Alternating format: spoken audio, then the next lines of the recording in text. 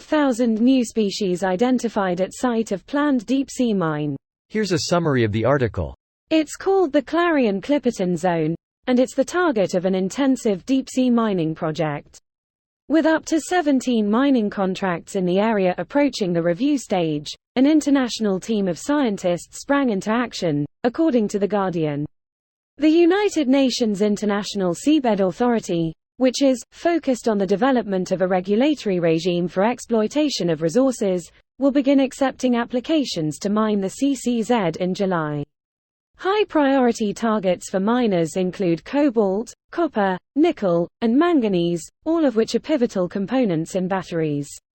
The metals company offers a rough outline of its deep-sea mining techniques. He's been to the CCZ several times, according to The Guardian, most recently as part of an expedition backed by UK Seabed Resources, a deep-sea mining company that operates in the UK's exploration area. Glover sidesteps any responsibility to kill or approve deep-sea mining projects. This post received a score of 20,000, with an upvote ratio of 97%. Here are the top comments in response to this article. I'm no biologist, but that seems like a shitload of species. It is amazing how much we don't know about the ocean. It is a lot for one study. Only about 18,000 new species are discovered a year. Only? That's a lot of new fucking life. Another fun fact that I know. Bats make up approximately 20% of mammalian species. There are approximately 5,000 mammal species and about 1,000 of them are different types of bats. Estimates are there about approximately 9 million species alive, but only approximately 1.2 million have been discovered. The vast majorities of them are insects. Yeah. Nature really loves crabs, and crab-like crustaceans, bats, and ants. Totally some of evolution's greatest hits.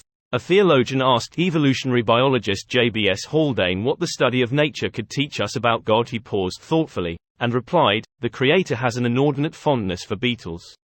I included the link only because I wanted to point out that the dude looks like he was generated by a punch card-based AI. Greater than Haldane was making a theological point. God is most likely to take trouble over reproducing his own image, and his 400,000 attempts at the perfect beetle contrast with his slipshod creation of man. When we meet the Almighty face to face, he will resemble a beetle, or a star, and not Dr. Carey, the Archbishop of Canterbury. God is a beetle and/or star. Well, if bats comprise 20% of all species of mammals, then that means God is Batman? Does God have parents? Checkmate atheists.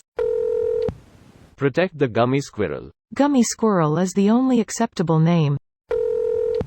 5,000 new, soon to be extinct, species identified at site of planned deep-sea mine. Not anymore, there aren't. Some disgusting corpo. Is corpo a word people use outside of cyberpunk conversations now? If so, I'm all for it. I thought it was a thing before CP 2077, but I'm no language historian. It was, as cyberpunk as a property existed long before 2077. To keep in mind, high-priority targets for miners include cobalt, copper, nickel, and manganese, all of which are pivotal components in batteries. The most studied area of commercial interest is the CCZ.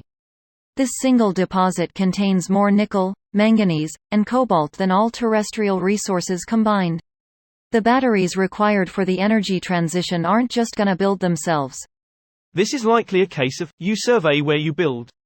If you look at a map of dinosaur discoveries, you'll find a strong correlation between dinosaur bones and major freeway, highway, road construction. If it was a good place for a highway, it was a good place for dinosaurs to travel to then, duh. This video was automatically created by Reddit to speech.